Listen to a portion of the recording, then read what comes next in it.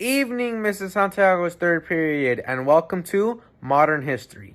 I'm your host, Christian Castañeda, and today I'm talking with a very interesting young man.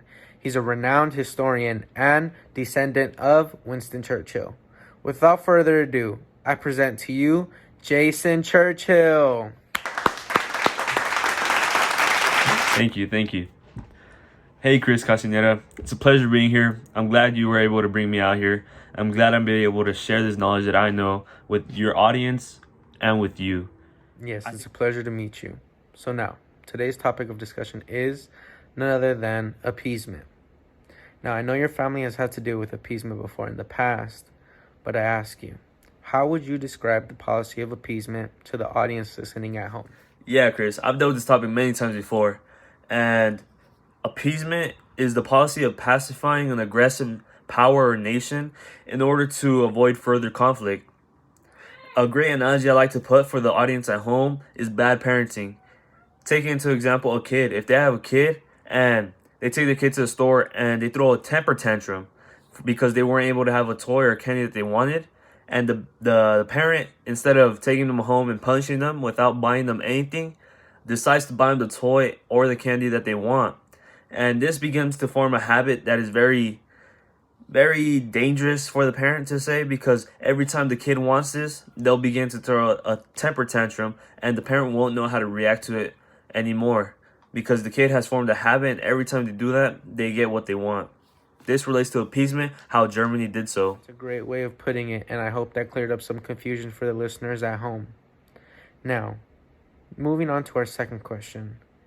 Being that you have just explained to us what appeasement is, I ask you, do you know when the world was introduced to this policy? In fact, I do, Chris. Appeasement started during the 1930s when Britain and France took a policy of appeasement towards Nazi Germany and Adolf Hitler.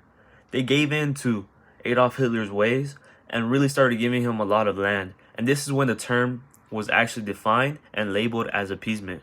Continuing this flow of information, we move on to our third question. I ask you, can you recall significant moments where the policy of appeasement should have been revoked and a firmer policy should have been implemented? Yes, I do actually. I have two instances. One of them being the Munich Conference, where Britain and France allowed Germany to have part of West Czechoslovakia, which was named the Sudetenland. Well, Germany really wanted this power so they would be able to expand their territory and geographically have a better chance of winning a war. And I feel that a stricter policy would have been able to prevent World War II. And the next event was when Britain and France were informed about the rearmament of Germany.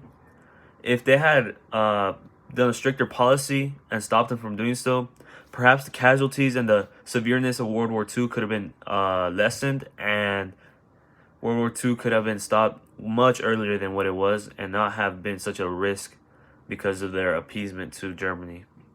That was new information for me, and I wonder how the audience listening at home is processing this information. Now, as we slowly approach the end of our discussion, I would like to allow you to voice your own opinions on today's topic. So I ask you, what do you think of appeasement? And do you think an appeasement policy will ever resurface? Honestly, Chris, I think appeasement was a terrible policy that Neville Chamberlain really followed. And I think when my grandfather, Winston Churchill, really came in and stopped that, it was much better, because it didn't allow Germany to continue trampling over Britain and gaining more power, which caused World War II to have a much greater casualty rate and allowed Germany to have a much higher chance of winning, which I feel was terrible. That's why appeasement will never resurface again. Well, folks, that seems to wrap up today's topic. And I just want to start by thanking Jason for coming in and sharing with us his opinions and his knowledge on appeasement. All right, folks, that's it for today's episode of Modern History. Tune in tomorrow when we talk about Nazism with none other than Hitler's long-lost son, Adolf Hitler Jr.